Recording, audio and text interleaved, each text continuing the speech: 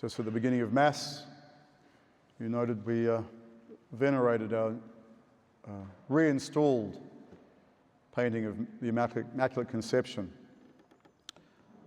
It was part of the original patrimony of this beautiful church from the Hughes family. And venerating the image of Mary pleases God, because Mary, in many ways, is the church. She is the Christian disciple par excellence. She is the one who is most steadfast in the face of terrible suffering, the one who always sides with those her son sided with, and sides with the brokenhearted, the forgotten, the excluded. The suffering church is Mary's church, so we can say she is the church. Today is a very difficult time to name suicide. To say even the word out loud can be so difficult and jarring. Grief is difficult enough. When you talk about the grief of those who've taken their own life, or the grey area sometimes when we're not sure, but we have the horrible suspicion that that's what happened. When we talk about that, grief becomes even more complicated, open-ended. And so often we don't know what to say to people who are grieving, and that becomes even more the case when we talk about suicide. But I'm pretty sure everyone in this church would know someone who has taken their own life, and the horrors that go with that, the deep, deep sadness and wounding that accompanies that. And the sheer difficulty of beginning to try to understand that which cannot really be understood, of why would someone, and how do people get to that place with no hope, just despair. We have a problem in this country and in our culture, not just ours, with suicide, and it is a gendered problem. Men are at least 3 times more likely to commit suicide. It is the leading cause of death amongst young men, adolescents, and also men in middle age.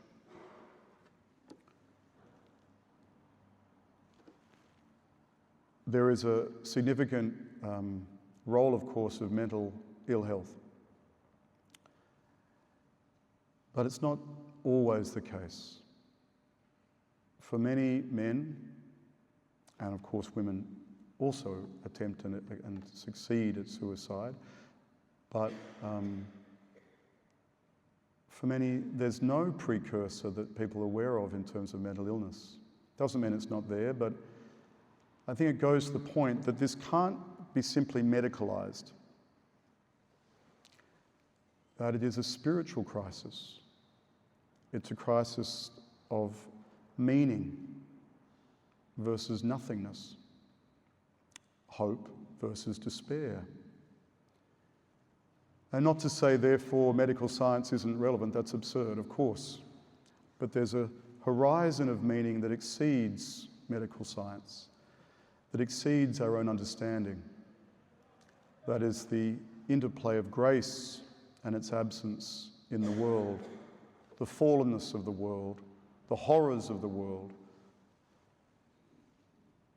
This is the reality. Until we can name the need for a spiritual renewal, then we'll remain adrift, hoping that doctors and psychiatrists can fix everything, and they can't.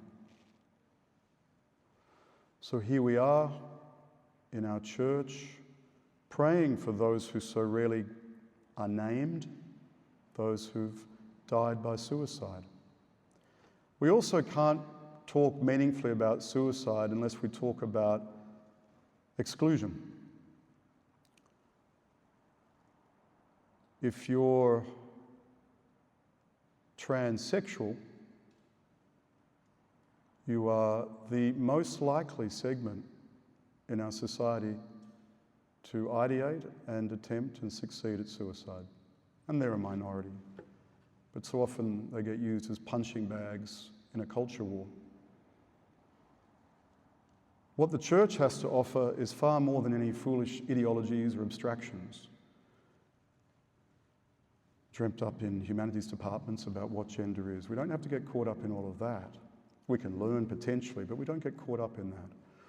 We know that we're not defined even by gender, though it's significant, and the crisis of male mental health is tied to a loss of understanding of that, perhaps, but complicated. I'm not going to try and simplify or reduce anything, as is our want as humans, but we know that we're defined by God's love for us. And attempts of secular ideology to define us in all sorts of other ways are ultimately futile, because unless they take into account God's love is what defines us. In the Gospels we have the warning that following Jesus Christ comes at a terrible price.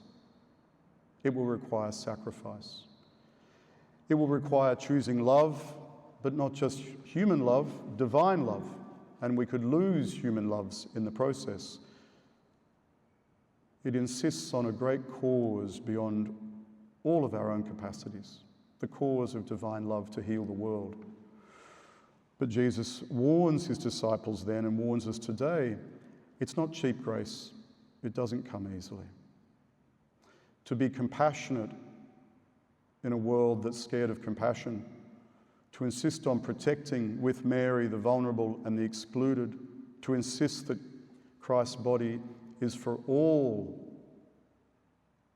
the children of God. These are things that are not always popular, just like many church teachings are not popular. But you and I weren't baptized to be popular. We were given this opportunity to be faithful and steadfast, like Mary at the foot of the cross. That is the church. And perhaps we can get to a point in our spiritual lives where we could thank God for being pushed into a place of exclusion with the excluded. That could purify our church. We might be closer to Mary so that she can lead us closer to her Son. If there's a litmus test for being Catholic, it should be how we treat the most despised, the most excluded, whether they feel truly welcome in our midst, as Mary would want that they might meet her Son in the church. That is evangelizing, preaching Christ crucified, that we might understand the depth of love and compassion, or begin to, that he's come to reveal to us. The Father's love for the world, and the Spirit's ongoing strengthening of us. The horrors that Jesus talks about in the Gospel today, the violence that can so mark the fallenness of the world, can easily lead to despair. But we're offered hope.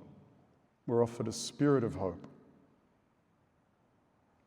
We're offered a hope that the world cannot possibly give or really understand.